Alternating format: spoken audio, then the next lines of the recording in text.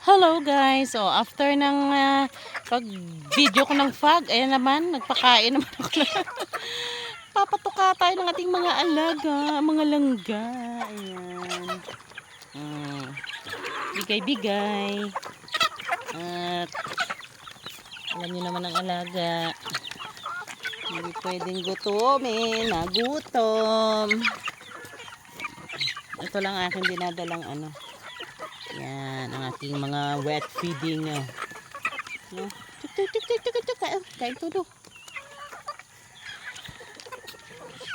Mga langga, nagkulang ako sa patukaan kasi nagbaba. Mamaya, magbababa ulit tayo ng panibagong sisiw. 1 month old. So, kailangan na natin ng patukaan na mahaba talaga. Sa kawayan ba, isang layon.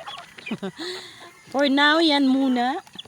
Pagtsagaan nyo na. Nakakakain pa rin naman kayo. Kaya busy-busy pang iyong amo. Busy-busy pa sa pag-reels. So, yan lamang po mga langga. Magandang hapon. Yan sila oh.